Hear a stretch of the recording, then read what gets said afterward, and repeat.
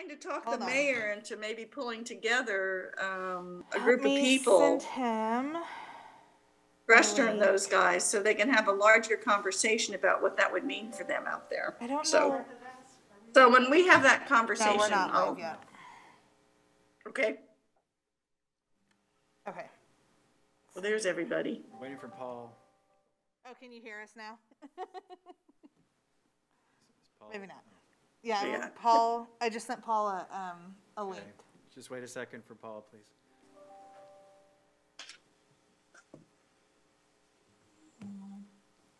Is the first staff, are the staff here for the first item?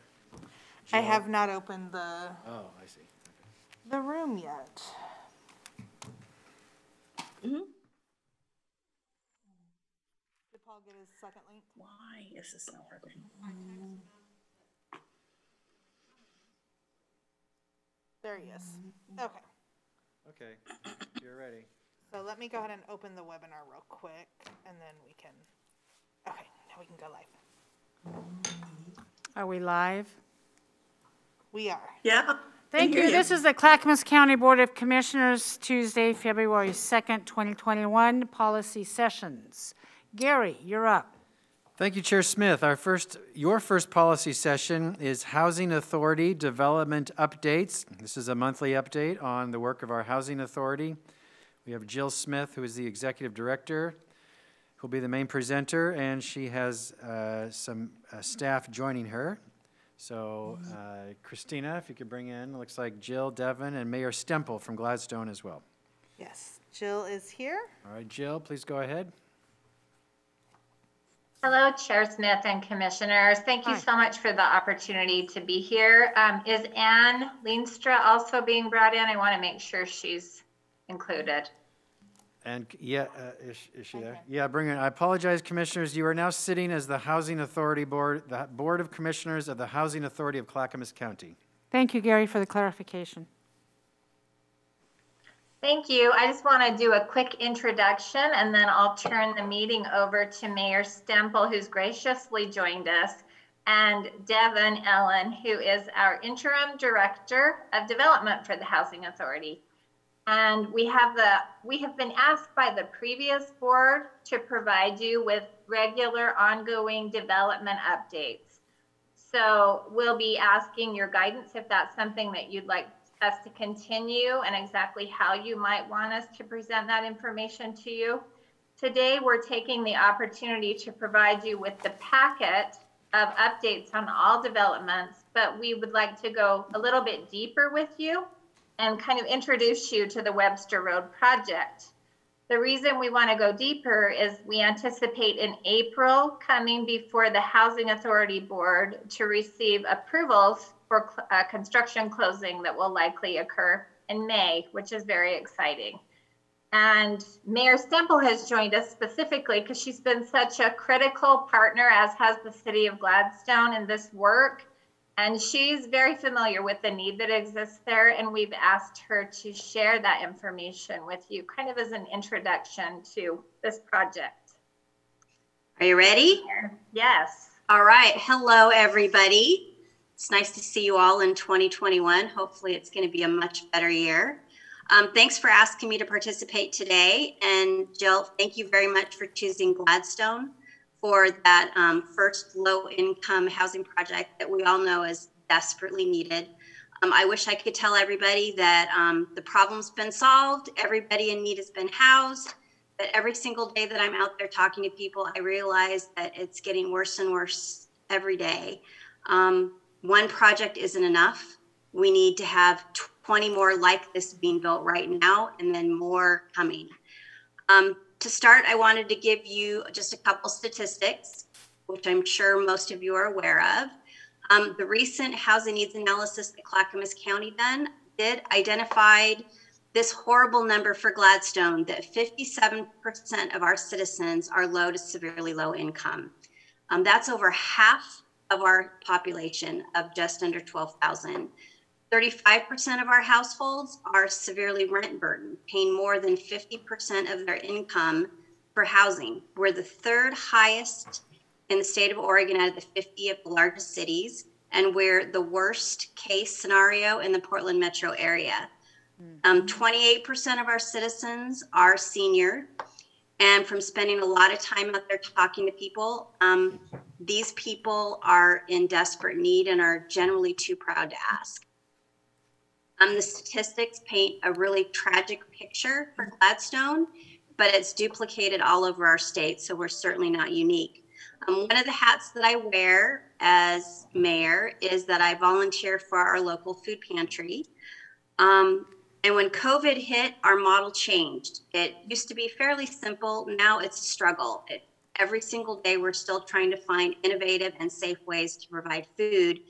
And then when this started, I realized that our senior citizens were hugely impacted, and they were the ones that had to stay home and didn't have food available. So we started a homebound senior program. And I have to say that it was a lot of work, but it was a blessing because I was able to meet some incredibly lovely people that were struggling in ways that I had no idea of. So many of them every single day have to make the choice of whether they eat, whether they pay for their medication, they pay their utilities, their rent, or their mortgage. These are people that are living next door, the ones that I thought had it all together, but clearly don't. So many people, not just the seniors, are one emergency away from being in a major crisis. So Jill wanted me to give a couple examples, so I'll give you guys two. First was really hit me hard was a Christmas before last. There was a car parked in our local storage facility driveway every night, and it was clear that somebody was living in it. So I reached out and was able to get their story, and it was a 65-year-old gentleman and his 88-year-old mother. He was her caretaker. They didn't have any other option. They lived in Gladstone for a long time, renting. The landlord knew their circumstances, that they were low income, so he kept the rent low. But he decided that he wanted to move back into Gladstone, and he kicked them out with very little advance notice. They didn't have any money saved up for first and last month's rent. And the medication costs for her at that time were absorbing pretty much their combined income. They were too proud to ask for help. They were embarrassed to even tell us their story. They were living at night in the car. They were living during the day in the storage facility that housed all that they had, quickly moved out of the house. No bathroom, no shower, no heat other than when they could afford to buy gas to turn their car on. It was heartbreaking, and thankfully we were able to connect them with you folks. But I have to say that that was a struggle. It took me 3 days of making phone calls before I could get anybody to call me back. And I had to pull the mayor's card in order to do that, which is unfortunate. I hated having to do that, but it made the right connections. I can only imagine how other people are struggling to get the resources that they need. Another example is a wonderful man that I met while decorating our holiday tree. I'm going to call him Don. He's lived in Gladstone for over 35 years, and he had a medical emergency that put him in the hospital and then a rehab facility for over a year. He lost his home. He lost his savings. He's barely making ends meet. He loves Gladstone, but he cannot find any place with his severely low income that he can afford. There's nobody that will help. I haven't seen him for a while. I look for him all the time. So I hope that he did find that place that that keeps him somewhere where he's not at any further risk. These stories are just a drop in the bucket. So many that I've met have had family members move back in to help make ends meet. And because of COVID, you know, it helps all the way around. I've had quite a few people approach me asking if they can rent rooms out for additional income, but security and logistics of that is terrifying. I've had a couple of people ask me about putting ADUs on their lot to bring in that extra income. But the people that I talk to don't have the money to build that kind of unit. So they're off the table. And so many people thought Social Security was going to be what took them through their retirement, and it's just not enough. And I know I'm focusing on the senior population because of this particular project in Gladstone, but it's across the board. But I do think the seniors is a demographic that's really been overlooked. And I'm happy that that first development is here in Gladstone. So Gladstone is stepping up and we're making affordable housing a priority. It's a passion that I share with our council and the leaders in our community. At our last council retreat 2 weeks ago, we decided that it's time to take action. We have spent the last 3 years reviewing our zoning codes. We're looking for ways to increase density thoughtfully, not crazily. And we want to ensure that there's a mix of income of housing that's for workforce and affordability. We've completed a housing code audit thankfully with funding from DLCD. They identified some changes that need to be made, and we've got those put on our strategic plan. We recently commissioned a housing needs analysis, and that confirms that we don't have a whole lot of vacant land to develop. And the Webster Road project is perfect because it's the way to repurpose something that was vacant and derelict into something that, yes, it took a lot of vision. Thank you, Jill. I mean, that building was awful. And it's going to be turned into some wonderful housing units that we need. So next, we're hiring a planning consultant team that's going to help us with our path forward to expand our housing goals, focusing on those populations that are marginalized, low income mobile home residents, which we have quite a few, senior citizens, and those historically disadvantaged communities.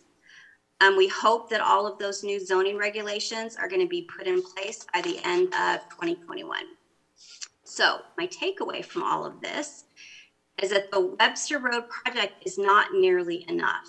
We need to get behind our housing authority folks and do whatever we can to help identify and develop more as soon as possible. It can't wait. We can't wait. It needs to happen right now. And I'm thankful every day for the incredible partnership that we have with Jill and her team, their commitment and determination to make sure that these things get done. And I've said many times that if there's anything I can do to help, please call me. I will be there. That's it in a nutshell. Was there anything else, Jill, that you wanted me to touch on, or does anybody have any questions? Commissioners, any comments for Mayor Stemple? Commissioner Schrader has her hand up. Commissioner Schrader. Commissioner Schrader, you're on mute. I'm off mute. No barking dogs. So they're at my house, Martha. All the dogs barking here are here. Mine are snoring. I don't know if you can hear her in the background, but she's snoring. So we've been trying to do this across the county, and Commissioner Fisher has done an outstanding job kind of in our urban areas, but we have a great need in our rural areas as well. And as you know, we recently had an issue in Estacada where we're looking at Project Turnkey. We got a lot of pushback. Well, not a lot of pushback. There are people that support it, but nobody was on deck. The mayor was, Mayor Drinkwine, who's a friend of both of us, was really, like, say what's going on? Would you be willing, under the umbrella with Commissioner Savas and I at C4, to share your story and to talk about manage this as a city? Because absolutely. We're trying to export models to these other areas that may not be as, at least you've got proximity to stuff. Do you know what I mean? Mm-hmm. But I think this is a conversation that should happen across the board. And you and Milwaukee have been kind of the leaders. So I don't know, Commissioner Savas, I hope I'm not blindsiding people, but what do you think about that idea as we move into our C4 conversations, is to kind of start pulling people in to look at the solutions? Because one of the themes that emerged in Estacada was we're all, we're in this together, we take care of each other. So how do we build on that theme? Because that's your theme, but how do we build on it in our other cities to kind of make this kind of transformation for housing happen? Well, thanks for the handoff, Commissioner Schrader. And thank you, Mayor Stemple, for your your presentation did a brilliant job as usual. Mayor Stemple and I kind of consider ourselves our community's neighbors. I'm just about 1.5 miles down the road. So what Mayor Stemple is experiencing and seeing in her community, we're seeing, quite the same north of Gladstone. Not as severe at the farther north you go, but certainly, the last 5 years have been significantly challenging, and in my neighborhood and around me, it's visible, it's evident, and similar stories of people losing their home and having to be displaced and go to other parts of the region to find housing. And I'm afraid that, frankly, as we continue, that people won't be able to afford the housing in Gladstone. They'll be somewhere else, and there might be higher income people moving to Gladstone as the push to the suburbs is growing, as people are leaving the central core. I just build on Commissioner Schrader's point. The county commission several years ago, when Commissioner Fisher and Commissioner Humberston joined the commission, I was very pleased that they joined in the call for the housing, and we've made that a huge priority for the county. We initiated a housing study. C4 has been involved in that. Mayor Stemple, I think you're aware of that. Jill, our HRS staff have presented that. We continue to work on that. It is a high priority. And I think we need to look at it, across the county, just across the river. The poverty rate is a fraction of what it is on the east side of the river. Yeah. The poverty rate in Lake Oswego and in West Lynn and Happy Valley, as far as the east side, Happy Valley is very low. So, it's sad to see the concentration of poverty. We've learned that concentrating poverty in one area does not do the residents within the low-income area that lift, so to speak, or those opportunities. And low-income folks that are in this terrible situation succeed better when they are in lower impoverished areas. So it is important, and we continue to ring the bell at the C4 level. And when we transition to the next work session on the Turnkey project, we'll talk a little bit further about that. Jill, when do you anticipate the Webster Road project being complete and ready to move folks in? I believe it's a little over a year. This next summer, am I right, Devin? Yeah, we anticipate people moving in as early as May of 2022. Okay. So what I heard loud and clear from the mayor is we need something right now. And this project, we acquired the property in June of 19. So it'll take about 2 years, 3 years, 2 years.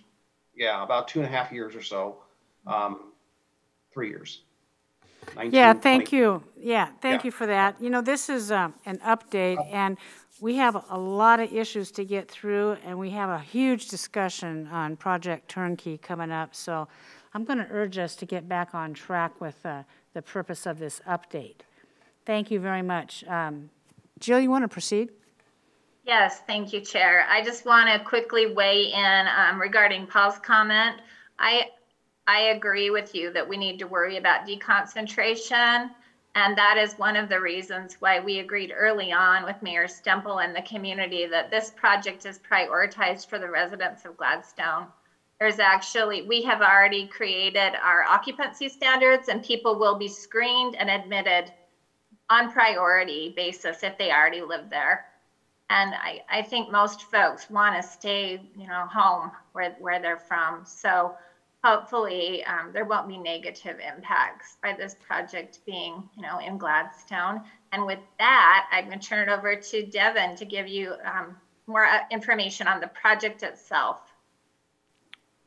Yes, good afternoon, Chair Smith and commissioners. I appreciate the opportunity to provide an update on development. As we have a new board since our last update, I'm going to take some time to provide a detailed overview of the Webster Road project. I'll also be referencing the progress report included in your board packet and happy to answer any questions after the update. The Webster Road building was originally constructed in the 1960s, and it was originally used as a nursing home and most recently as a juvenile rehabilitation center. It has been vacant since 2017, and in June of 2019, the Housing Authority acquired the property using affordable housing bond funds. Since acquisition, staff has been busy working through a variety of pre-development activities, including community outreach, obtaining planning approvals, conducting building inspections, programming and planning, design development, and securing funding commitments. In September of 2019, the Housing Authority successfully applied to participate in the state's Permanent Supportive Housing Pilot Program. Supportive housing is necessary to ensure high needs, disabled individuals can remain successfully housed.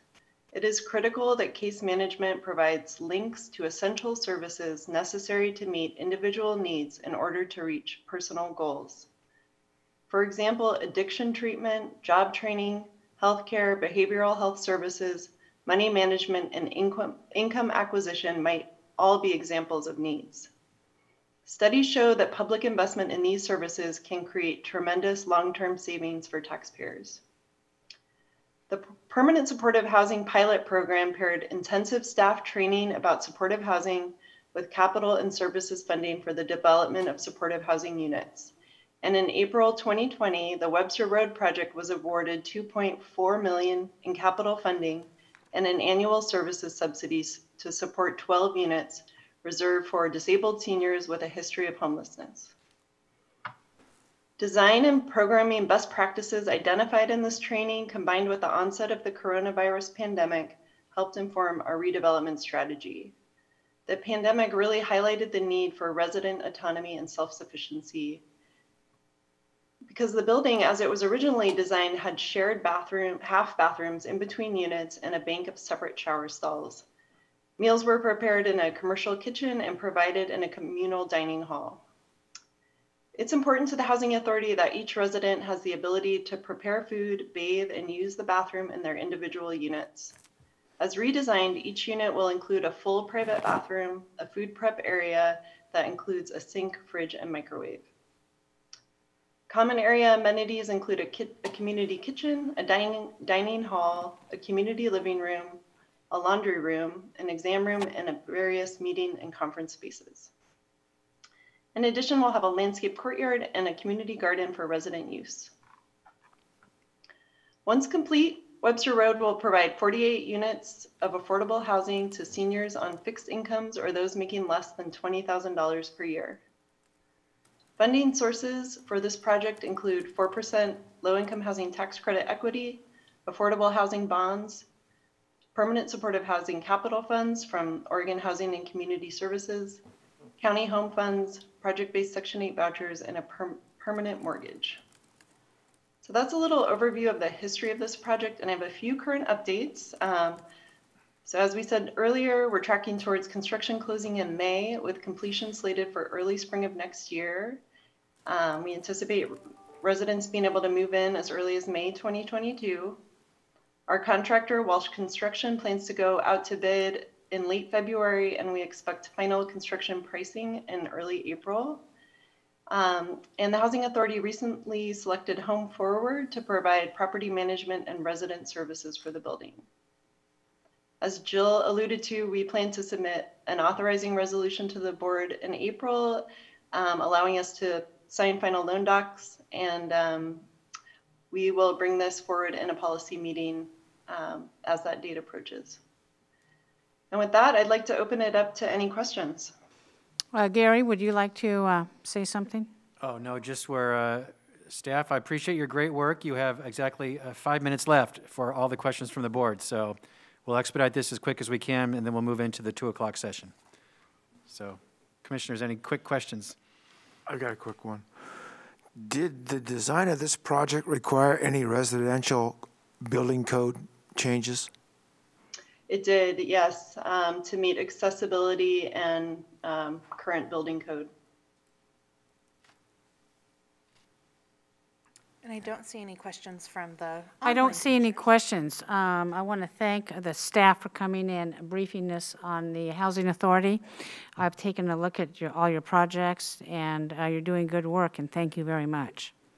And commissioners, would you like to continue these monthly updates from the Housing Authority on the status of projects? I would. It's clear that maybe some more time should be apportioned to this. This is a big issue. This is probably the biggest issue we're facing in the region. And I know that we had to condense our comments and so forth, but we shouldn't have to some degree. Just maybe we can assign more time. Even the next agenda item is only 30 minutes, so there's not much time to talk about these meaty issues. Other commissioners have a comment on this? Yeah, I'll weigh in. I don't know, since these developments are well underway, that we need monthly updates, but maybe longer period of time, maybe quarterly. Possibly, I would defer to Jill as to when things move along. But I agree with Paul, with Commissioner Savas, that we probably need more time. Yeah, Commissioner Fisher. But maybe not as frequently. Yeah, Commissioner Fisher, you're going to head up an overall view of all of our housing needs soon, and I assume that's going to be fairly comprehensive. So if we do that, maybe we don't need to do the next monthly housing authority right away, I'm thinking. Commissioner Savas has his hand up. Commissioner Savas. Yeah, just want to add one thing. We did these because so many things have been happening and coming forward, and we haven't not been fully informed. So in defense of staff and everyone involved, I don't want to put the staff in a position where they wait 3 months for something that they know that we would be interested in. So I guess maybe use your best judgment to make sure we're informed on some key issues that might require our attention, or expenditures or so forth that are larger than we were initially anticipated. I think that was the genesis for this in the first place, for the frequency anyhow. But I think it's important to stay informed one way or another. I don't necessarily need it every month, but if there's something that's important that we need to know, somehow we need to get that communicated to us. Well, what we could do, Paul, is we could do it every 2 months, and then as issues arise, if they need to come monthly and report on an item, we could do that too. Any other questions or comments from commissioners?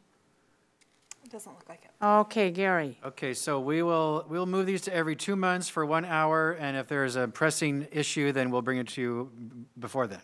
How's that? We'll try that model. Jill, we'll try that model. All right. Great, so we'll move on then. The next policy session, you are still sitting as the Board of Commissioners of the Housing Authority of Clackamas County. This is Project Turnkey Update, Acquisition Funding for Congregate Shelter and Affordable Housing Funding. Jill Smith will lead this as well. So Jill, the board really wants to discuss this, so I'm going to ask you to keep your presentation short, very short, like 5 minutes, and then let the board ask questions, please. Go ahead, Jill. Thank you, Gary.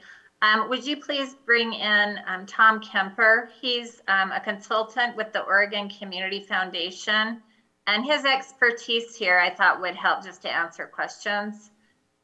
And while we pull him in, hopefully he's out there, I'm here at the board's request just to answer questions. As you know, we applied for and received approval at level phase 1 for accessing Project Turnkey, which means we met eligibility requirements. And Oregon Community Foundation connected us with Tom Kemper, their consultant, and he has continued to encourage us to identify a property that could become housing, initially transitional shelter, and ideally turned into permanent, affordable, forever long-term housing pretty quickly thereafter.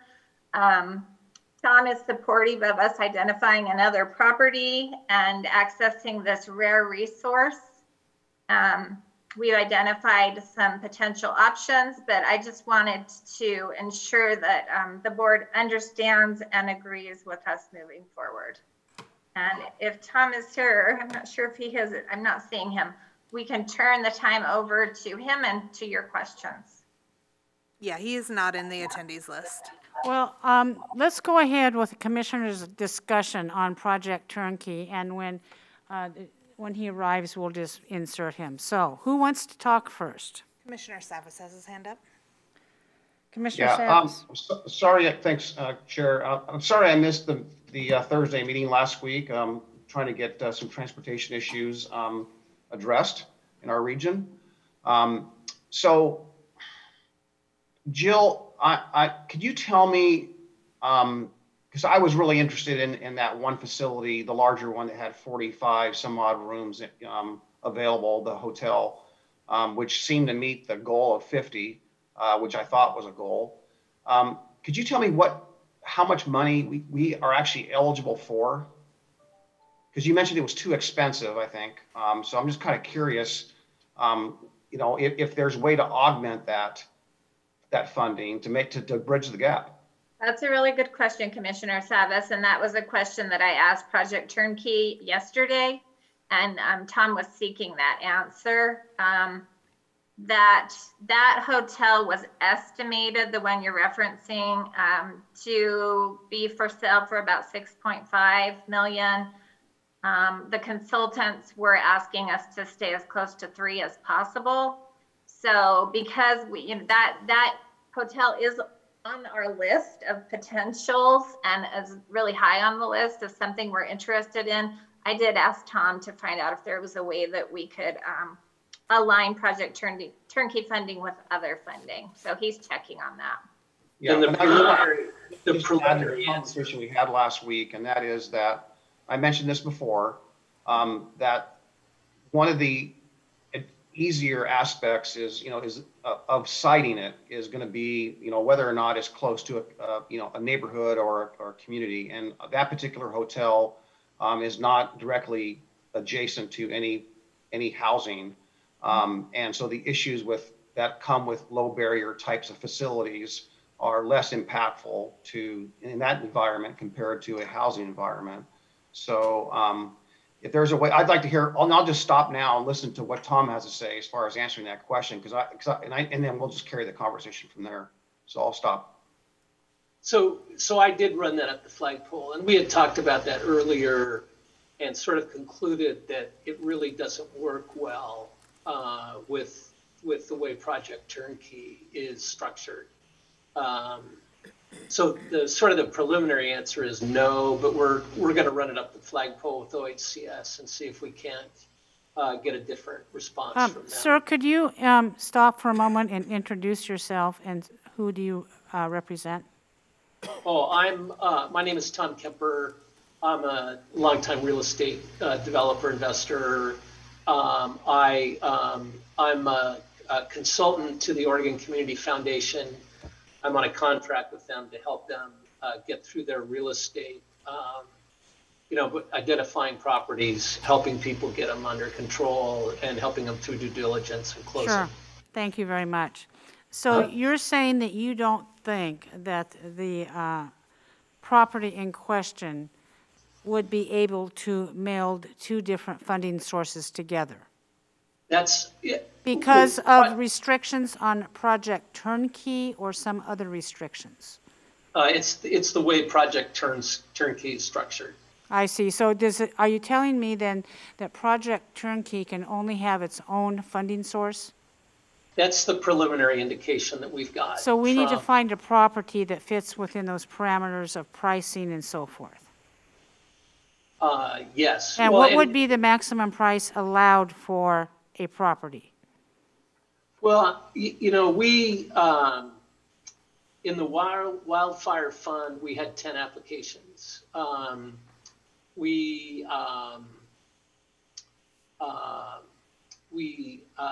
are moving forward aggressively.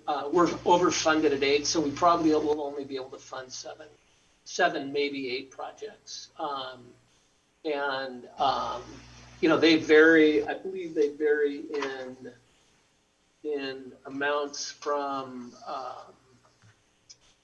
1.5 million to 7.9 million. Okay, depending, I suppose, size and condition and everything. Thank you. That's good to know. Yeah, and the per unit cost has varied from the low of 53,000 a door to over 116, just depending on what community it's in, where it's located in that city. Okay, do you want to continue, sir, with your presentation, or would you like to entertain questions from commissioners? Well, Jill asked me to give sort of an overview about who actually is doing this, what governmental entities are doing this. So between both the balance of state and wildfire, we have about 6 governmental entities that are sponsoring applications. One of them's in partnership with a nonprofit. The rest of the 20-some applicants are all nonprofits. Lane, Washington, Multnomah, and Klamath Falls all are pursuing deals very aggressively. And then the cities of Bend and Medford are aggressively pursuing transactions. So we actually just got approved our first transaction, and so we expect to close that in the next couple of weeks. And then I think there are like 3 following after that. And the thing to keep in mind that there's scoring of the various applicants, but a lot of it is sort of first come first serve. Who can get through due diligence the quickest? If they have a high enough score, we'll fund them, because the OCF is under a tremendous amount of pressure to fund shelters quickly with these funds. And then whatever funds are left at June 30 go back to the state. Okay. Commissioners, do you, I know my other 2 commissioners have comments and questions, so Martha or Sonia, who wants to go first? Commissioner Savas had his hand up, and then Commissioner Fisher. And then Commissioner Schrader just raised her hand. Yeah, I'll be as brief as I can. So Tom, and colleagues on the commission, I'm kind of inclined to send a communication to the legislative leadership, and that we're somewhat in an untenable position in the sense that, in the price ranges you mentioned, Tom, no fault on anything you're doing, of course, but the region up here has a higher price. Everything's higher priced. So we can't get very little up here for 80, 60, 80, 90,000 or 116,000 per unit per door. That's right. So the market up here is much higher. And then if the goal is 50 units on a project and you do the math, mathematically, we can't get there from here. And hopefully maybe a letter or communication to allow us to augment the funding will allow us to at least capture some of those dollars that are available. And then the other aspect that puts us in an untenable situation is the time frame.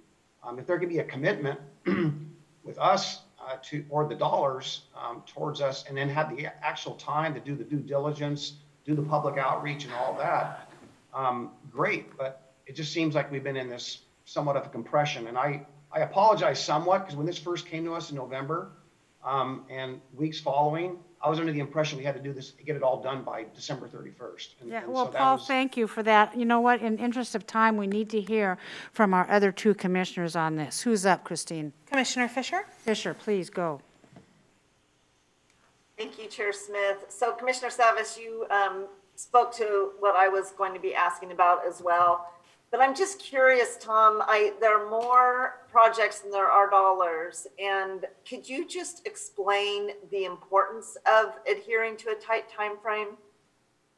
Well, it's just, it's a function of the legislative action that created the funding mechanism. I mean, it was supposed to be basically a public-private partnership where the legislature gave money to OCF, to get money out quickly to fund shelters. And, it was sort of, it was do it really quickly, but make sure you spend the money wisely, which, it's very difficult, to really do that effectively. We haven't had that much difficulty in sort of getting through diligence in a 6 to 8 week timeline.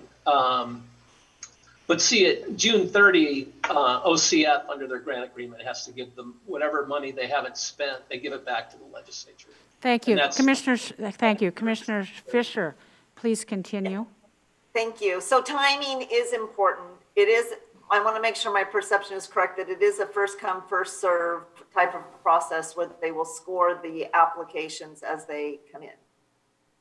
Well, I wouldn't say it's exactly a first come, first serve. I mean, we've done some scoring of the applications, and there's some weaker application. You know, I'd say, you know, maybe one or two that are less, you know, sort of that stick out that you want to fund.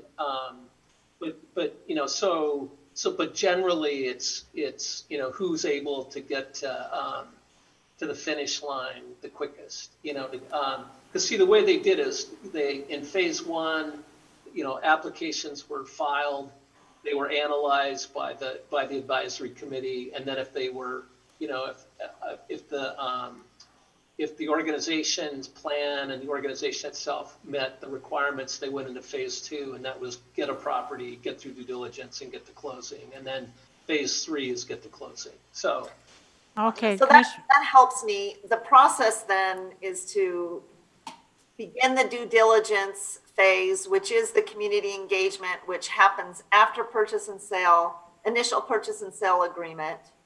Just, you can nod if I'm saying it. Is that correct? I got it. Yeah, I mean, I think you could do some community outreach before, but I think given what's going on, I think you got to tie a property up first and then get into community outreach. And frankly, I think that's really the more difficult and sort of time-consuming piece than the due diligence. Because I mean, we can, you know, we're getting pretty quick at, you know, I mean, we've got a number of consultants who do the work, do the you know, the various studies, the appraisals, the surveys, the inspections, all that kind of stuff. So, okay, that's very helpful. I'm just trying to get the scope of things. I like it that it's not quite as prescriptive as I thought as far as timing goes. Is it possible to enter into two purchase and sales and due diligence processes at the same time if two properties were potentials?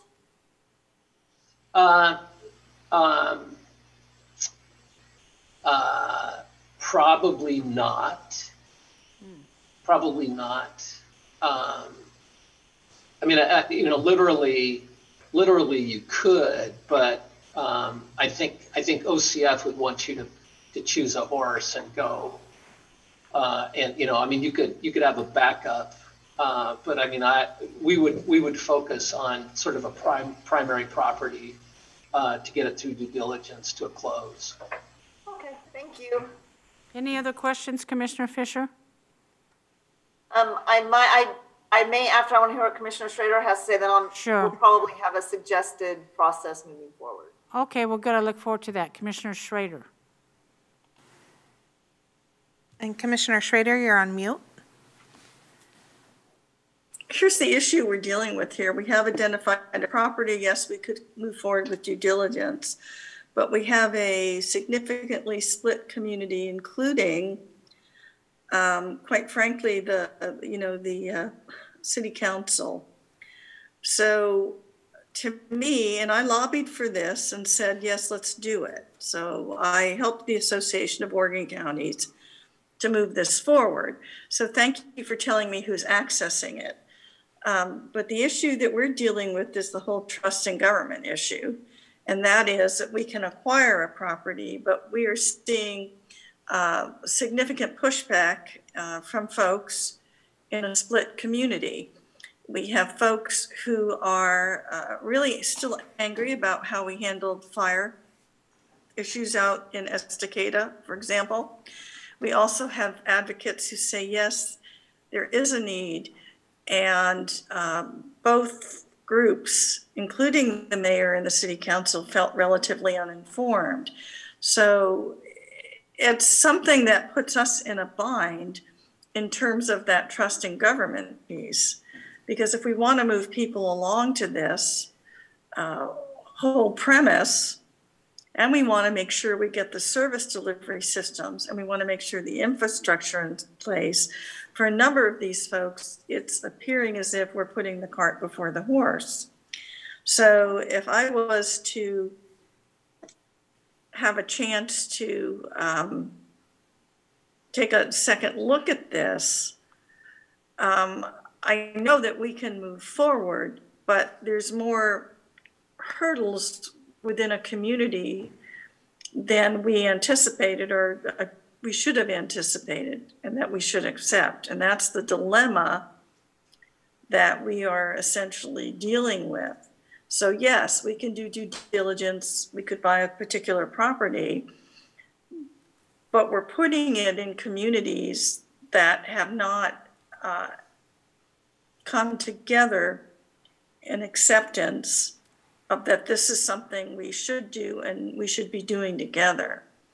And so it's a flaw to me in the process, because it's how you vet the process and how you vet what you're going to do. And since both the advocates for and against, as well as the city council, for example, felt totally blindsided by this, it put us in a totally untenable position where, you know, at least I felt, well, we have to take a step back because failure is not an option with this. So I don't think it's anybody's fault, but I'm wondering if there's any flexibility within the process so we can have a community prior to actually asking for the money and have that being part of a process. It's probably too late. I'd like to make a comment. I would like to remind us today on Project Turnkey, we want to decide whether we want to move forward or not, and that would be our ultimate decision. Regarding the Red Fox Hotel and Project Turnkey, we already voted no on that. I will not revisit that on any agenda item whatsoever. If, however, our housing people, as Martha suggested, and this was a good suggestion, and our nonprofits want to go out to Estacada and engage in the community and their leadership and talk about future housing needs, that is certainly anybody's purview. However, today, I want us to focus on Project Turnkey. Do we want to pursue it? Do we have any identified properties that would fit the parameters that have been explained to us today by the Oregon community folks? And thanks, Chair Smith, for that, helping me get back on focus. But I would like to see us do something. I don't know if we have a property that's going to fit those parameters, and that's what I'm asking staff.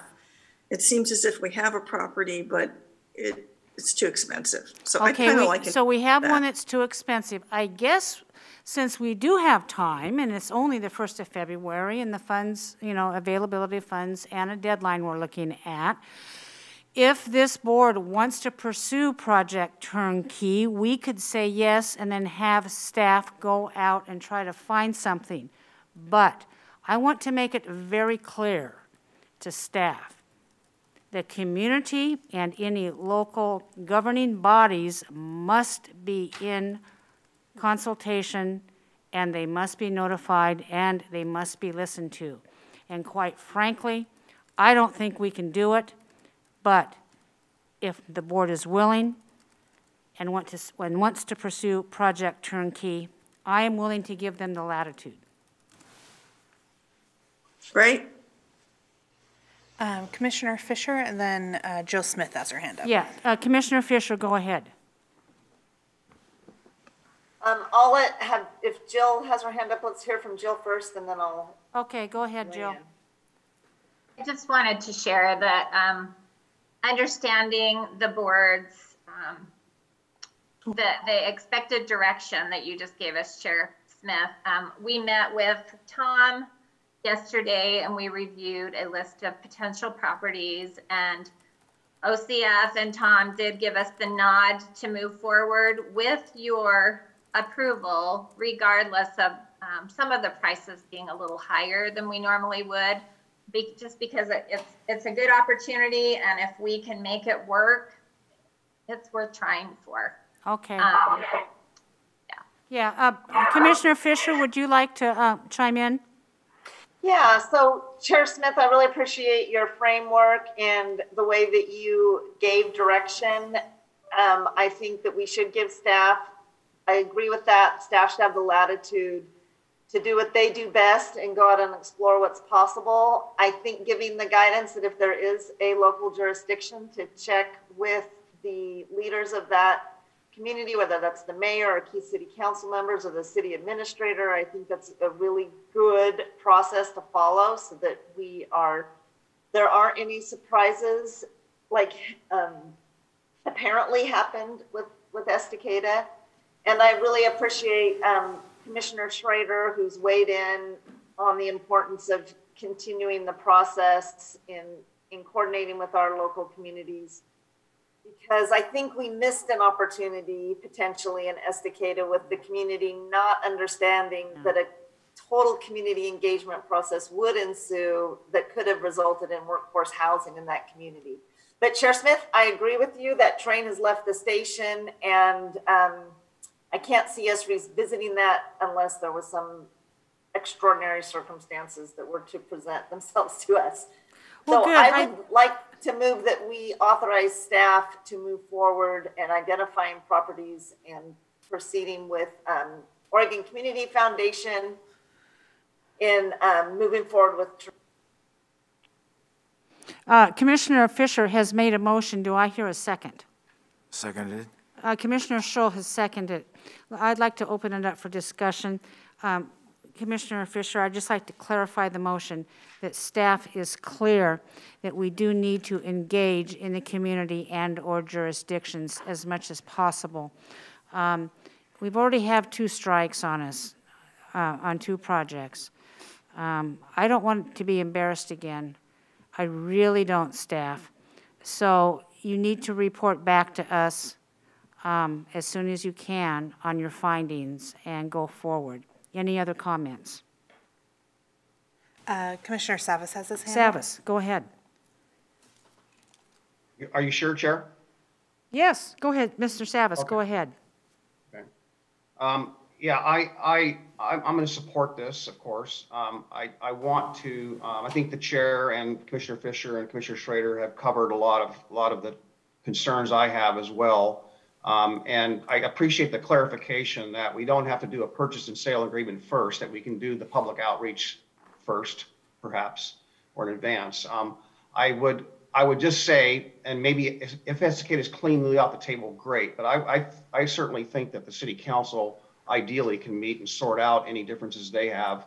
But we do need to meet with our community leaders, frankly, in advance to some degree. And that outreach is absolutely critical. I would also suggest, and maybe that's a separate motion, just to get a sense of if there is support to reach out to the legislature leaders who worked on this and see if they would allow us to augment the funding so we can purchase something due to we are a higher price region of the state, and there ought to be some allowances for that. Paul? We have a greater population as well. So, we have a need for more units than smaller counties. Yeah, your idea about reaching out to the legislature, I did that, I think on Sunday. I talked with Christine Drazen, and she was on the e-board that approved this project. All commissioners were sent a 3-page summary of the e-board action taken last fall in the Oregon legislature that outlined the parameters for that. The parameters in that say that the Oregon Community Foundation would be working this particular funding source, and they would set the parameters. Going back to the legislature is frankly going to be a non-starter for us because I tried that. Christine Drazen said that if the money's not spent, there will not be an extension of time, because I asked for an extension of time beyond June 30th, thinking we could get that. She says, no way, no how, the legislature's money is short on money, and they will take the cash back and spend it in other places. So I've tried those avenues. Your ideas are good, but I don't think they're going to work.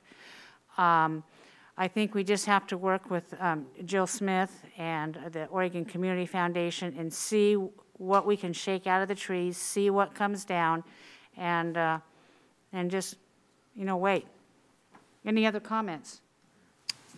I do not see any other hands raised. Any other hands raised?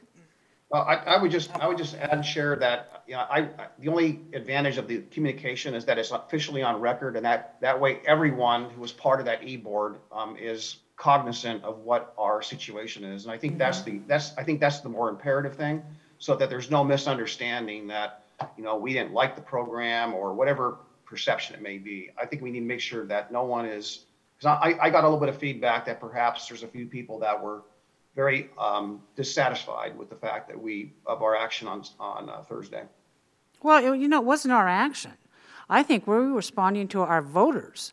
And I would submit to anybody that our voters trump any legislative feelings being hurt, because maybe the legislature didn't write the legislation right in the first place.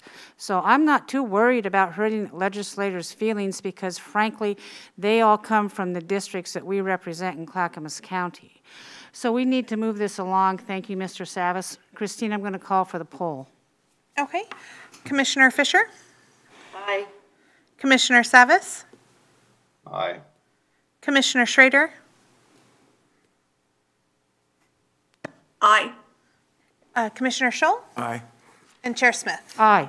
The motion passes. Staff, I think you have clear direction.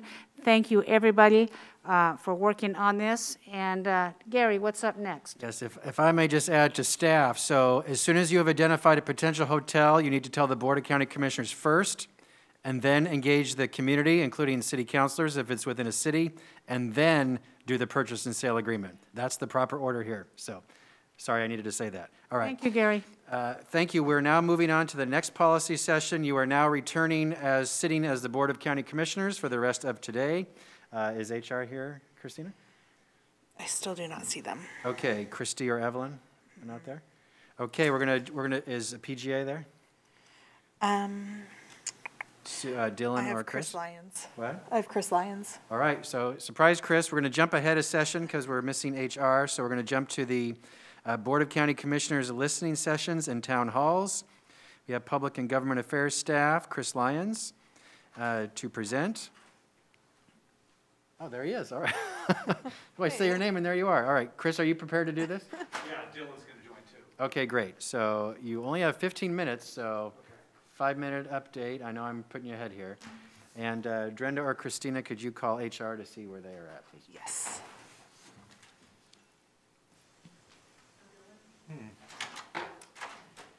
Okay, we're just going to pause for a quick moment. It's funny because I have Chris on Zoom. You on Zoom too, Chris? You must be logged in. I was watching, yes.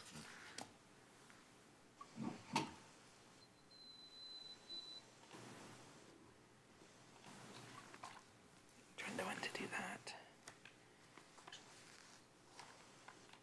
And Dylan's here in the building? Yeah, he's. Oh, perfect. I think he's right over here. There he is. There we go. All right. So we have Dylan Blaylock and Chris Lyons from Public and Government Affairs. This is Board of County Commissioners listening sessions in town halls. You have a total of 15 minutes, which means 5 minutes to present and then 10 minutes for the board to ask questions. Go ahead, please. Okay. Good afternoon, Commissioners. Dylan Blaylock with Public and Government Affairs. Great to see you all here and digitally. And Chair Smith, great to see you in person as well. Welcome back. Yes. I'm here today to talk about the workflow and regularity of the digital listening sessions and town halls. And Chris will talk to you a little bit about the government affairs meetings for this this calendar year that we're in now. And we seek your approval of the plan that is before you. I'm sorry, catching my breath. Whew, ran here for a second. A little bit of background. These events started in March, just this last year. And of course, that was done when these county buildings were gone ahead and shut to the public just temporarily for a couple of months. And the stated reason why we did these was so that we would hear directly from residents and stakeholders about community concerns involving the ongoing pandemic's effect on a given topic. We didn't really know what to expect, but we had a lot of great success. Events often crossed the triple-digit mark. So we were able to gather 100 people very often for attendees at these sessions. And in one session, we actually hit 185 people. That was at one time. We actually had north of 200 in total. The key takeaway we found was that engagement and attendance exceeded previous in-person BCC events. And we had 18 total last year. They started in March. Again, we did one per month, at least one per month. And topics included helping the local economy, sheltering, the county's COVID response, crime and justice, internet connectivity, and mental health and wellness. That last one with mental health and wellness was where we actually did get 185 people to attend. There was an evolution over time, and people would often conflate listening sessions and town halls.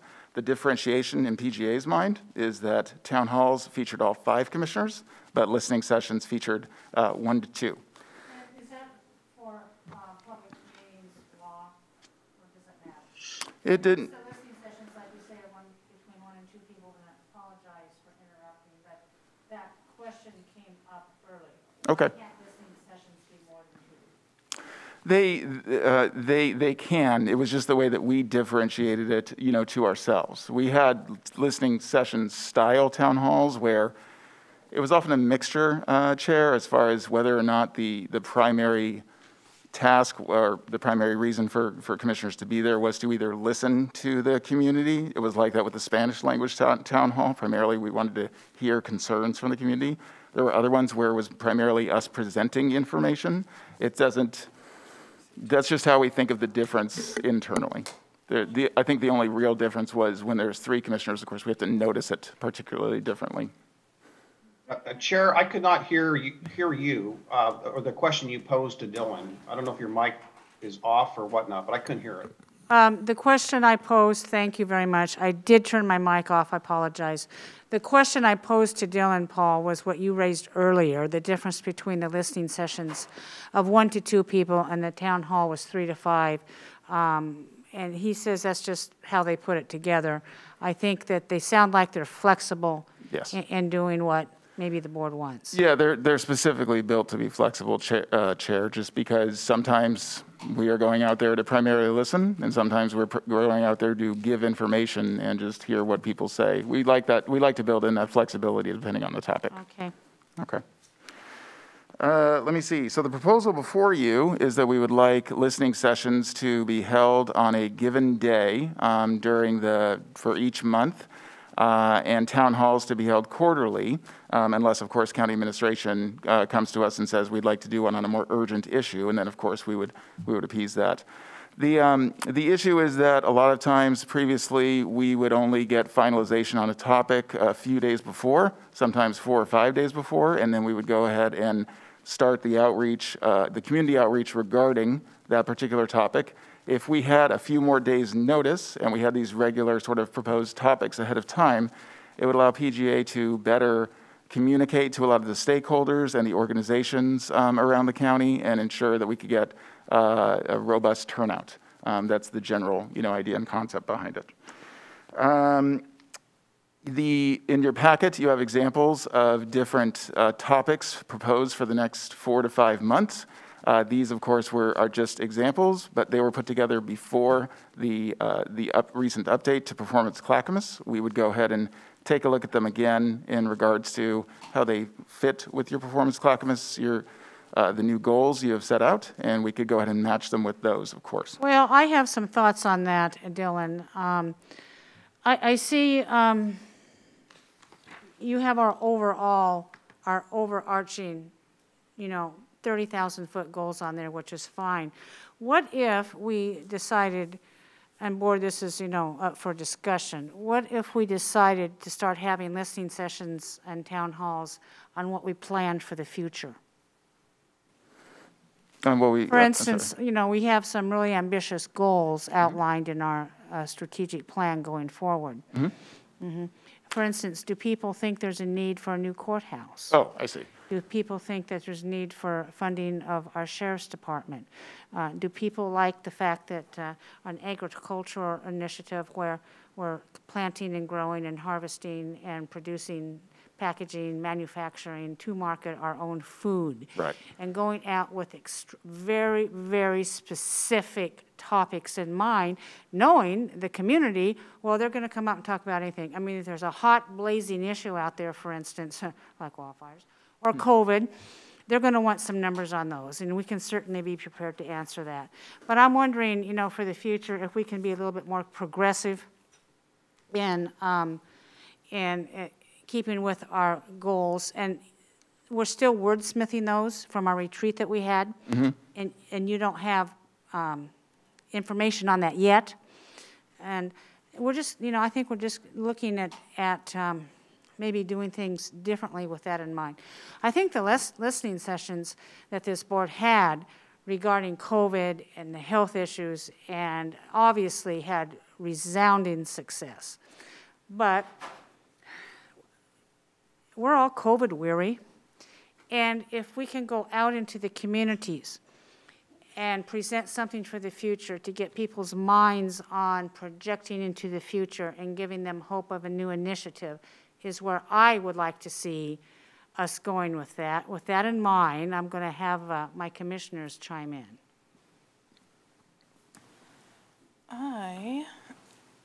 Now, Commissioner. question, you're thinking about doing these town halls quarterly?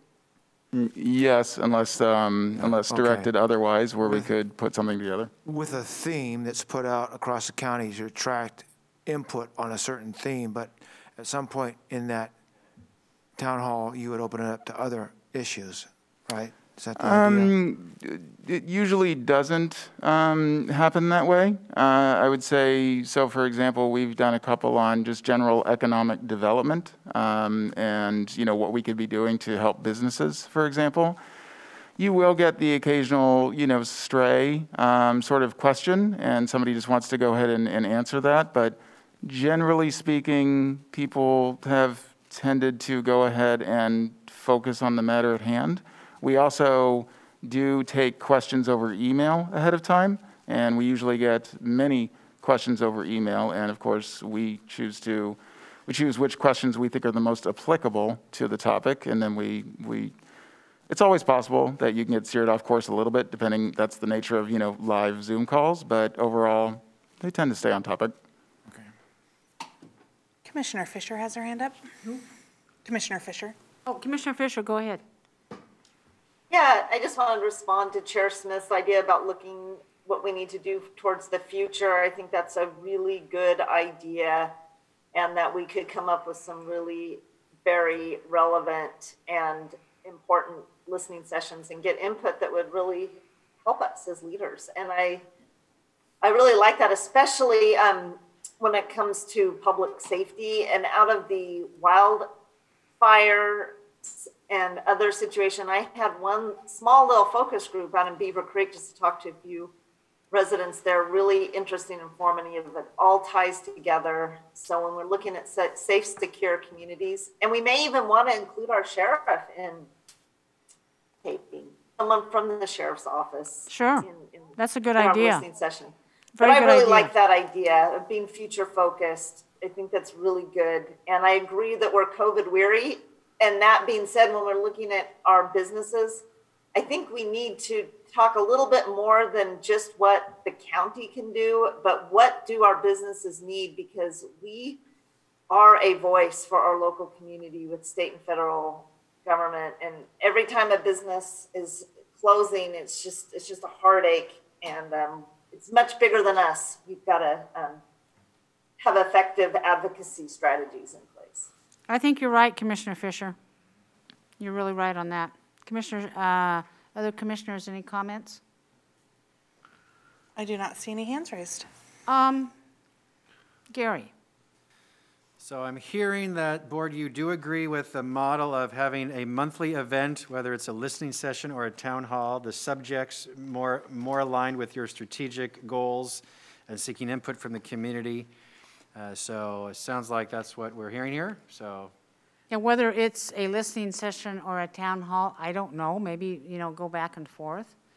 If it's a listening session, I would offer it up to, I suppose, any commissioner who wants to attend, depending on the date or conflicts they have in their schedule. That's generally how it's worked, Chair, before. And so, yes, and to answer your question before, we can produce any topic you'd like. I know you guys can. That's why it's so great to work with you. Very good. You guys are just all over this. That's why we enjoy it.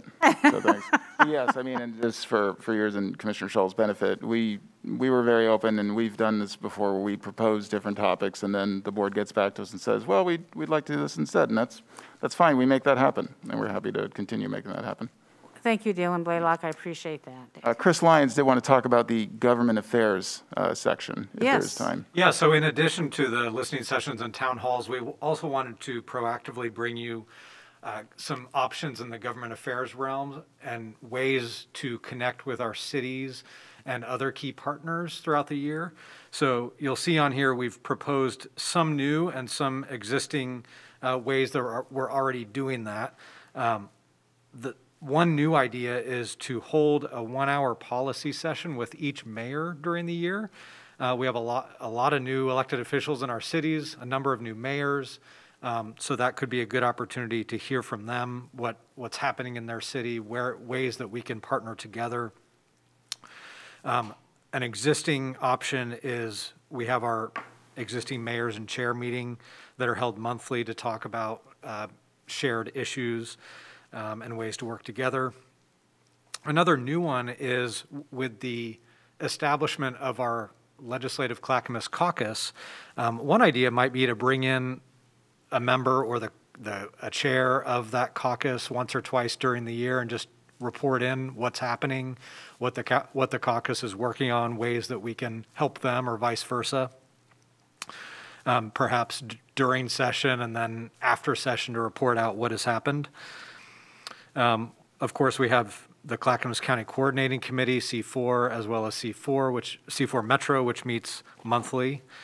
And then one last new idea would be a potential summit for the city, for all of our cities in the county to get together and talk about issues of shared interest, perhaps after all of the mayors have already come in and talked with us, and then we'll have a good idea of what their priorities are.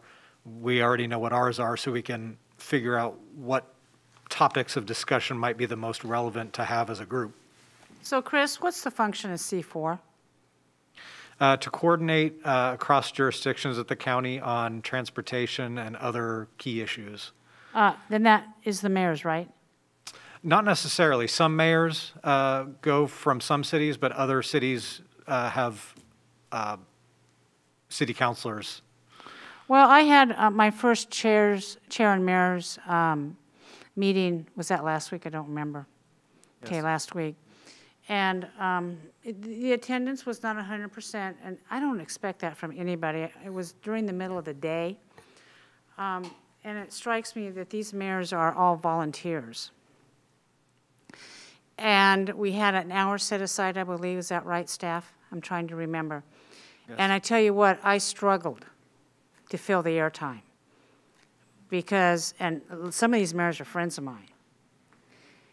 And they were waiting for me to say what I think they thought that my vision or the board's vision was for Clackamas County.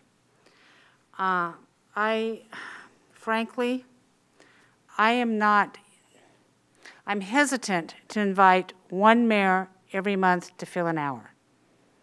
And I'm trying to be as tactful as possible at this because it's going to have to be during regular business hours. These mayors serve as volunteers. They have regular jobs. Let's hope they have regular jobs. They are very much in demand with their own citizen work, their constituent work. So I'm kind of wondering if maybe a different forum would be more applicable. I like the idea of a mayor's summit with the full board. Totally like that idea. They do have access, our mayors do have access at C4, and I'm thinking that this might be just kind of an overlay of stuff we're already doing. Yeah, one thing you could consider is if you feel that the monthly policy sessions are too much, we could, in place of that, just have the mayors or the city and county summit so that as a group, everyone can come together and talk about shared But not on priorities. a monthly basis, correct? That would be like an annual kind of summit. Or semi-annual even. I don't know, any mayor can pick up the telephone and call any of us as far as I'm concerned. I hope that I have made that very clear in my chair and mayors meeting. It says, look, mayors, you call any one of us commissioners that you feel comfortable talking with us and express your ideas, complaints, or concerns. do we have any comments, Christine, from commissioners? Commissioner Savas has the Commissioner Savas, go ahead. Yeah, I just want to go back to Gary's question about meeting every month. Just building on your point, Chair, you know, we don't need to meet just for the sake of meeting, and we need to be respectful of people's time. And I think they need, when we do spend our resources and our time, as limited as it is, we need to be as useful and constructive with it as possible.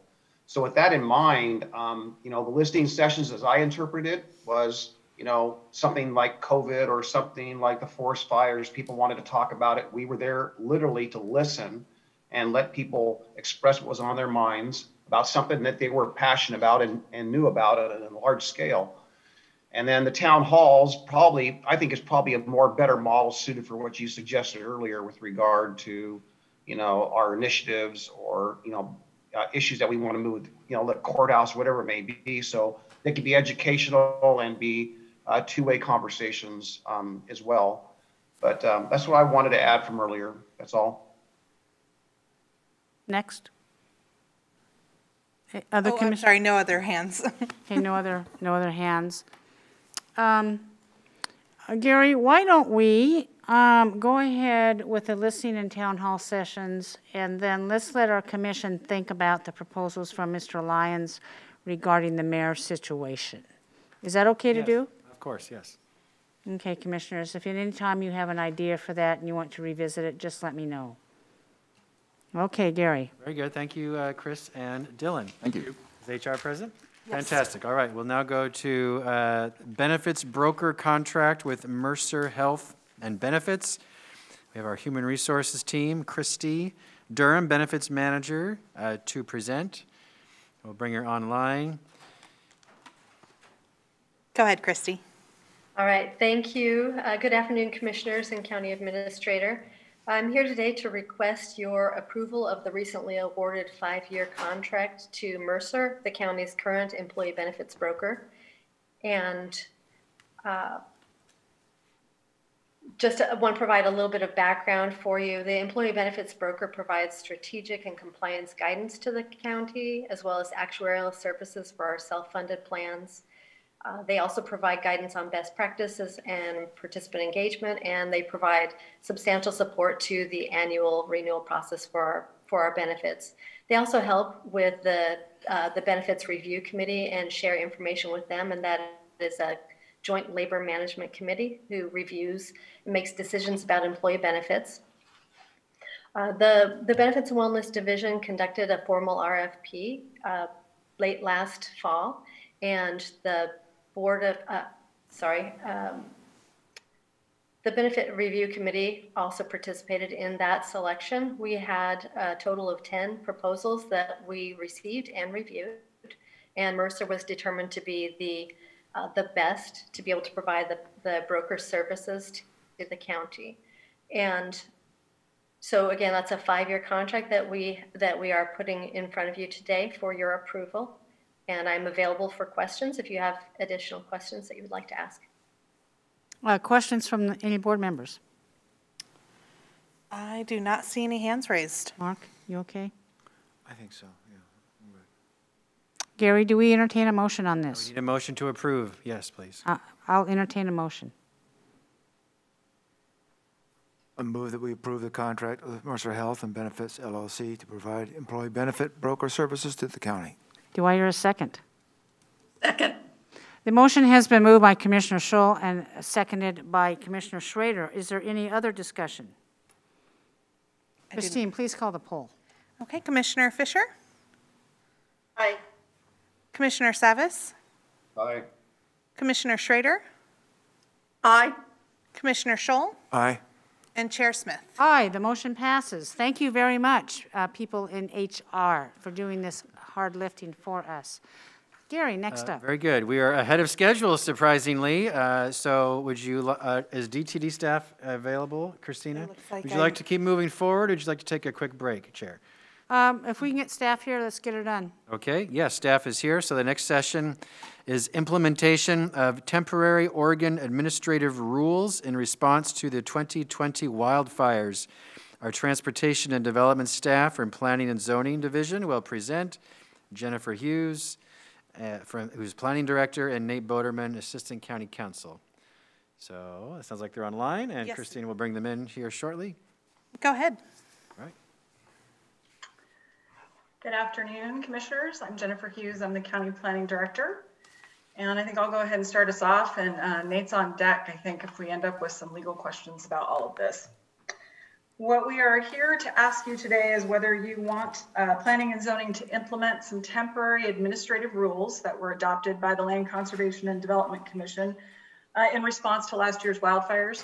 They're primarily directed at providing some temporary housing options that didn't otherwise exist in the rules, to make the process for replacing dwellings lost to fire in our forest zones a simpler process, and to provide for some temporary staging areas for fire debris removal. The rules are in effect only until May, but the state is discussing either permanent rules, or there's also some state legislation under consideration. So what we're talking about now is really something that just would be an interim measure in effect until early May. I've attached to the worksheet a table that identifies for you what those sort of different provisions are regarding temporary housing. The state has made these rules optional, and so the county needs to make a decision whether they want to apply them. And they have specified for some of them that we can go ahead and adopt them or apply them without amending our zoning code. For some of the uses, they haven't been that specific. They're silent on whether we need to go through a code amendment process. So Nate and I have looked at that. We think in this case, because they are interim, because the state is advising us that we can go ahead and apply them, we feel comfortable doing that. We do, however, need to settle on a process. If you do decide you want us to implement these, we need to decide on a process for reviewing any proposals under those rules. And that table that I mentioned does analyze which circumstances we think the approval criteria are discretionary. Actually, I apologize. That's not actually in the table. It's in the worksheet. So for the most part, there are discretionary approval criteria that apply to these uses. And in that case, if it's a land use regulation, we need to send notice to neighbors that we're issuing this type of permit and give them an opportunity to comment and participate. However, for the replacement dwellings in the forest zones and for the debris staging areas, the standards are really clear and objective. And so we could just do those as what I would call an over-the-counter ministerial review, for instance, in conjunction with a building permit that someone has filed.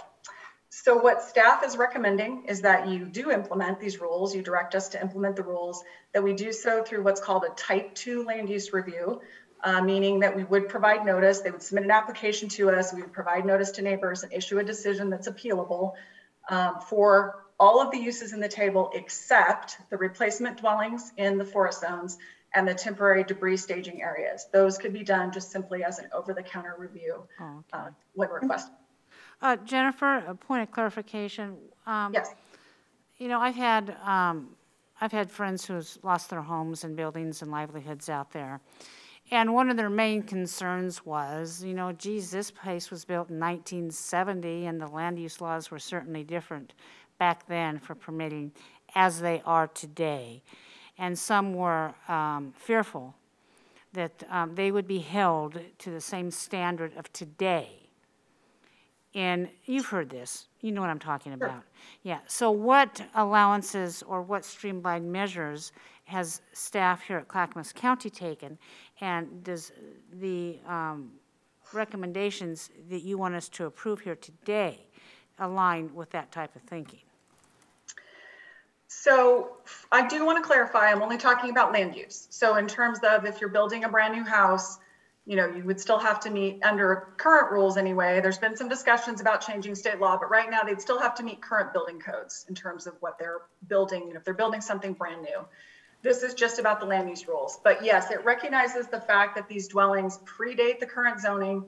It wouldn't require them to go through what someone would have to go through today to build a new house on a vacant piece of property that wasn't previously developed. They just have to demonstrate that the house was lawfully there, show us that it was lost to fire, which is relatively simple. You know, give us some tax assessment records that show that there was a house there and it had all the regular features. We do this pretty routinely in some of our other zones. But in the forest zone, that process has been harder and Yeah, it required is. a land use application. So this will streamline things as you suggest. Well, that's good, and I hope our PGA staff would make sure that we get an extension on this, because some people still haven't got their places cleaned up, not alone be able to apply to move forward on this. I'm concerned that during the process, you are still notifying owners next door within, what, 500 feet of the residences? And if you're doing that, why are you doing that? Will they be allowed to object? So not for, if they had a dwelling, they lost it, and they would be replacing it under these rules, there would be no notification. If they were proposing, for example, to do a temporary campground where they might be putting, 12 or 15 or 20 campsites in, or the sort of smaller scale one where they would be locating, not necessarily even on a lot where the house was burned, but just choosing to site several RVs or yurts or that kind of thing as temporary housing, those would require notice under what staff is suggesting today, but not the straight up replacement of a dwelling that was there before. In your language, you say under the recommendation, and replacement of lawfully established dwellings. What does that mean? So it means that when it went in, it was legal at the time. So for instance, the ones that you're talking about where it was before zoning, there were no zoning laws that applied. So as long as they can demonstrate that the house was, built in, say, the 50s or the 60s, where we didn't have zoning in rural areas, we would consider that lawfully established. Oh, I see. Even though no law existed at the time, that's considered lawfully. That is correct. That's kind of like backwards, but I'll take your word for it. Okay, got it. Commissioners, or does Mr. Boderman need to chime in on this? He's shaking his head no. Oh, okay. Commissioners? No. Yeah, commissioners, any questions? Commissioner Savas has his hand up. Yeah. So Jennifer, I have found in the past that on some of these code enforcement issues, about whether something was legally established or not, that the burden of proof is just like you said, apparently at the county, that they need to demonstrate that. It's probably pretty hard for people when their house burns down and maybe all the paperwork inside the home burns with it to establish when it was built. And it seems to me that that's a very difficult thing for people to do, especially when they buy the home 5 years ago, let's just say, but the home was built 60 years ago. Right? So, I mean, there's got to be some other, frankly, and a lot of people have really been put in a very difficult spot. They buy a home, maybe had an accessory dwelling on it, and then they find out that accessory dwelling there's someone files a complaint against it. So there's all these complications about when it's established. And here we have the tax assessor, we've got photographs, I guess, for some record. And they're being taxed on all that all along, but I'm just going to say that's going to be pretty difficult for folks. That's a burden of proof that's very hard to achieve. So I'm certainly not going to say that we never run into those situations where it's more complicated for people to demonstrate. I will tell you that in my experience with the way our team is working now, we attempt, to tap all county resources that we have access to try to help them prove that. Even though, yes, in the end, it's technically their burden of proof, that isn't the way we provide service. So we will we've got old aerial photographs going back decades that we can look at to see okay, was there something there? We're able to access older tax assessor records that show when they were out on site, back in the 70s, and they'll have photographs and information about the features the house had. We'll look at septic permit records. We'll look at information from PGE, which PGE is able to produce saying, hey, we turned the power on this day. We'll look at, obviously if their house burned, they are not necessarily going to have photographs of their own, right? But we look at all of that, all of our old land use records, old building permit records. So in most cases, we actually can demonstrate that it was lawful. If there's a circumstance where there's really a question, they would always have the option to go through a process that would be more complicated than the one we're talking about with these rules, where they can argue that they have a non-conforming use. And the law gives them some benefit of only having to prove it goes back so long. And I always get the number of years wrong when I say this, so I'm not gonna I'm not gonna quote, you know, but there is sort of a period where they say I have to show it was here this long, and then it's kind of up to the county to prove that they're wrong.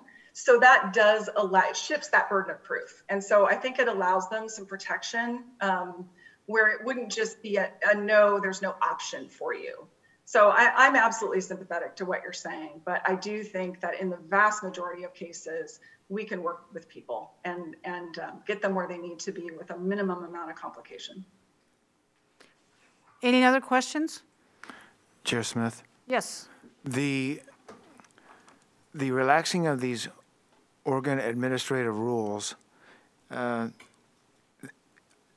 I understand that they have till the early May to actually apply for this waiver?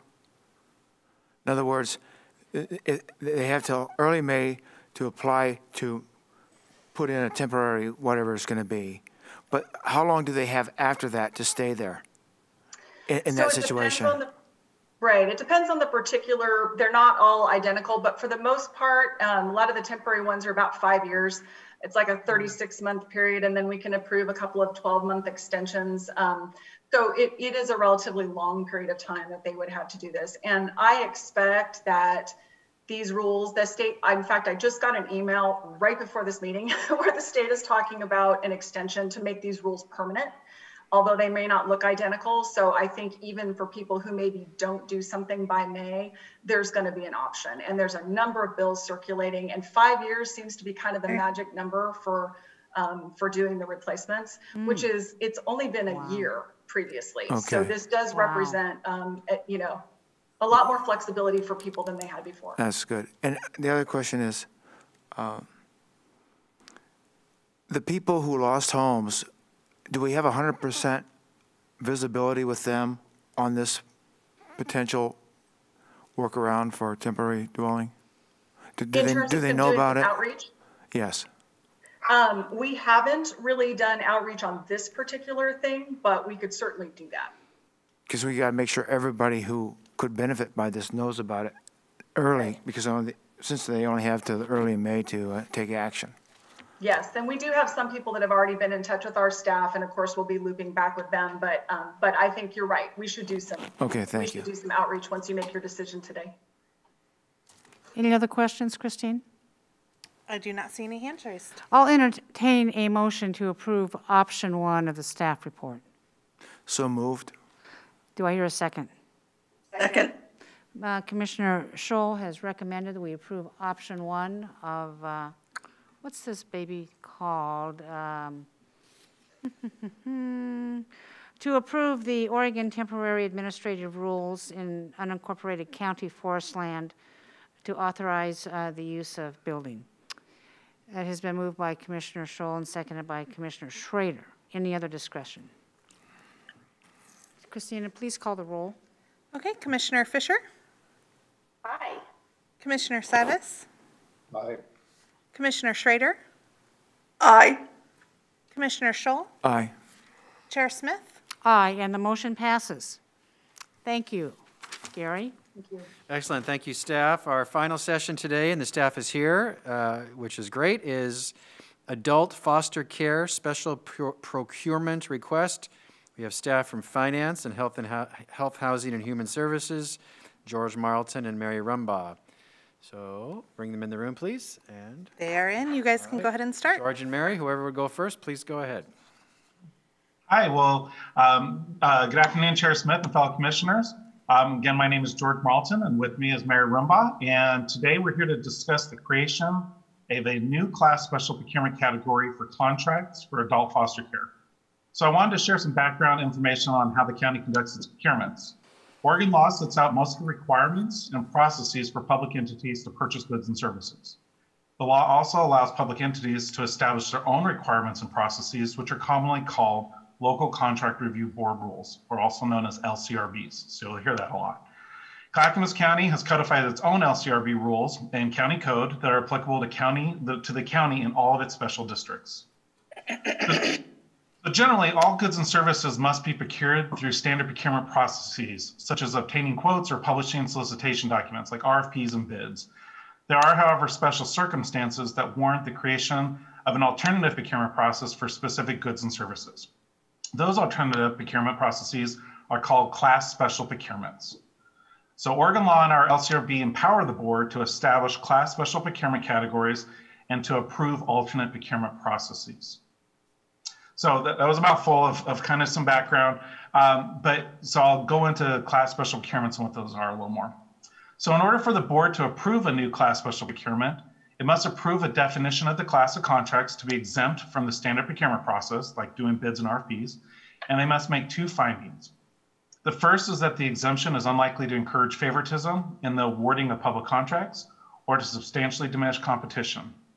The second is that the awarding of the contract of an exemption is reasonably expected to result in substantial cost savings to the county or to the public, or otherwise substantially promote the public interests that couldn't be practically realized in normal process. So with that general background of what special procurement is, kind of the framework of what we're looking for, I'd like to turn it over to Mary to share some information about the adult foster care program and why the program has special needs right now, warranting the creation of a new class special procurement. Thank you, George. Good afternoon, Chair Smith and fellow commissioners. Again, I'm Mary Rumbaugh, and I am the Director for Behavioral Health, a division of Health, Housing, and Human Services.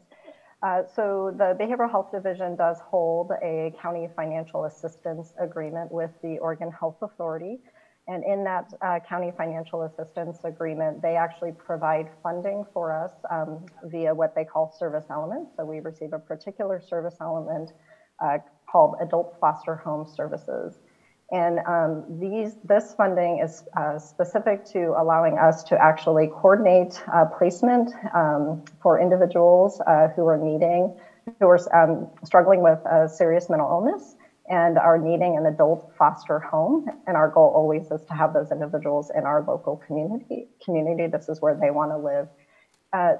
This work is pretty important because most of these individuals are actually discharging from the Oregon State Hospital, which is the highest level of care that Oregon has for folks suffering from serious mental illness. And the state requires that the counties actually discharge individuals within 20 days of being ready to transition. So as you can imagine, the need to already have contracts with adult foster homes, as you may also know, the desire for the state of Oregon is to have these individuals living in the least restrictive setting. And an adult foster home, while certified as a facility, it is a home-like placement. There's no more than 5 individuals, and their daily needs are being met with meals and oversight of medication, things like that. So 20 days is not very long to actually discharge somebody.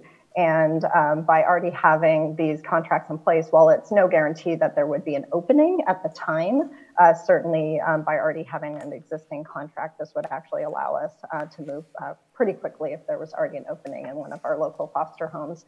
It's important to note that actually Clackamas County, we have 39 individuals currently in an adult foster home. This funding that we receive in particular is actually for those individuals who are not eligible for Medicaid.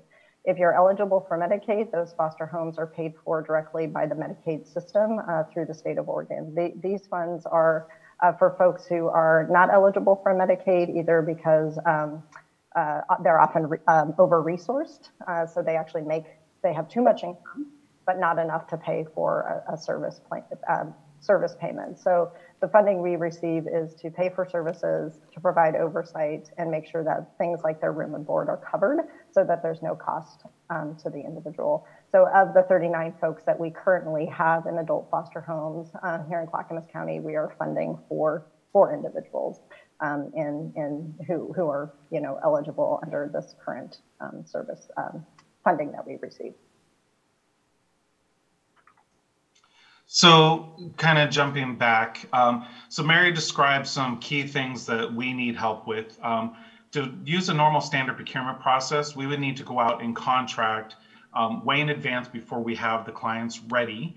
And we also have a capacity issue that we have more people that we want to place than we currently have capacity. So the common denominator of that is that we are, Procurement and Behavioral Health are requesting the creation of a new class special procurement category that would allow the county to directly contract with adult foster care homes and facilities without conducting that full procurement, competitive procurement process. The reason is that, as Mary described again, it's in our interest to contract with as many homes and facilities as possible that are willing to agree to the program terms. We believe the two required elements to create a class special procurement, not encouraging favoritism and resulting in significant cost savings or other benefits, are met with by creating this new class. The new class would not create favoritism or diminish competition, as we'll enter into contracts with pretty much all home facilities that meet the program terms. So we want to have them contracted and ready to go for whenever we need a placement. The use of exemption will also result in significant cost savings, as it allows us for the expedient transition of individuals from higher cost institutions into these facilities and homes. In addition, the program will have savings by avoiding a lengthy and costly procurement process that would end in the same result as a formal procurement. The exemption also provides further substantial public benefits, like Mary described, such as creating an environment in the county that's really focused on placement of individuals in homes and facilities that are the best fit for the individual. So having more available and ready to place, it allows us to better match.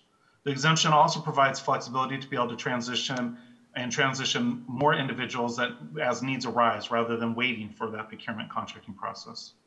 So if the board's in agreement with this proceeding, with the process to establish a new class special procurement, we will conduct the procurement process. We have to put out a formal notice of our interest to do this and receive public comment. And then we return to you in a future business meeting to ask for the board to adopt findings and the resolution. With that, we're here to answer any questions. Any comments? Commissioner Fisher has her hand up. Commissioner Fisher. Yeah, thank you. So question, as far as the requirements, and George, you alluded to this somewhat, but I'm just wanting to confirm my assumption that the requirements to be eligible to be a foster home don't change under the special procurement. And Mary's shaking her head no, so I'm assuming that they won't change. And also the ongoing monitoring and just quality assurance also remains intact. I don't see a head shake. And Mary, could you answer Commissioner Fisher's two questions for the record, please? Correct. For the record, Commissioner Fisher, correct. We would only continue to contract or seek contracts with certified foster homes. So that these are foster homes who are certified by the state of Oregon. They're the ones who do the licensing. We don't want to do that. So absolutely. And that there would be no change to our ongoing monitoring of our clients who are in those homes. Thank you. You're welcome. Any more questions, Commissioner Fisher? No. Okay, Commissioner Scholl. Yes. What are the special requirements for adult foster homes to accommodate chronic or severe mental illness adult persons? Do we have a special category of adult foster homes that handle those types of patients? So Commissioner Scholl, this is Mary. So yes, the state certifies and licenses two different types of homes. So there are mental health homes. So these are folks where individuals do have a serious mental illness, and they've been certified. These homes have been certified to serve these individuals. Okay. There's also another state agency called Adult and Persons with Disabilities, APD. They also certify homes. So that's a conversation George and I will also be having around the extent of the number of homes. There's quite a few of those homes, actually. Okay, thank you. Thank you, sir. Christina, any other questions? Commissioner Savas raised his hand. Commissioner Savas, go ahead. So, George, you used two words, I think, substantial and significant savings. Can you better define that a little bit? Is it 25%? I mean, give me some idea. I would actually maybe turn over to Mary. Maybe you could help me with that. I know some of the dynamics are the cost for the higher institutions and facilities transitioning down to foster these homes. I'm not sure what that difference is, but Mary might have a good idea. Commissioner Savas, that probably is something I'd have to get. I didn't quite do that analysis on what the cost savings would be. Obviously, it is less expensive for us to have individuals in adult foster home than services at the state hospital that run about $1,400 a day.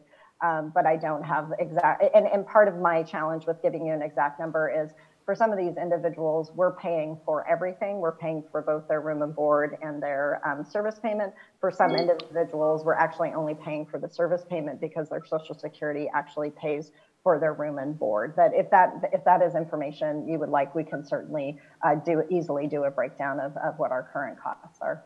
Yeah, I wasn't looking for the cost per se, Mary. It was more about just legally being defensive. If we're going to basically change the procurement rules or laws, so to speak, and make this special class, I just want to get some idea what we might think is significant or substantial savings.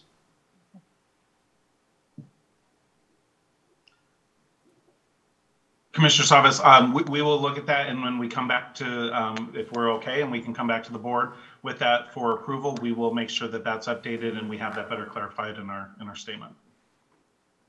Okay, thanks. Any other questions? I'm not seeing any other hands raised. Okay, it says here under option 1, staff would like us to move forward with a class special procurement, but you also want to have a hearing scheduled where you come back before the Board of Commissioners at a future date. Is that the motion, Gary? Yes. I will entertain that motion. I'll restate it.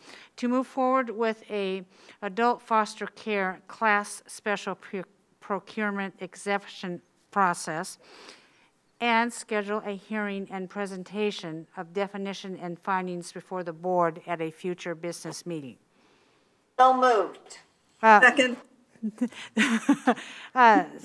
Commissioner Fisher has moved the motion, and Commissioner Schrader has seconded that. Any other comments on this? Okay, Christina, would you please call the roll? Yes. Commissioner Fisher? Aye. Commissioner Savas? Aye. Commissioner Schrader? Aye. Commissioner Scholl? Aye. And Chair Smith? Aye, and the motion passes. Gary? Thank you, Mary and George. That is it for today, Commissioners. You have finished your agenda. Commissioners, you've done very good work today. I thank you, and I will see you all tomorrow. Meeting is adjourned.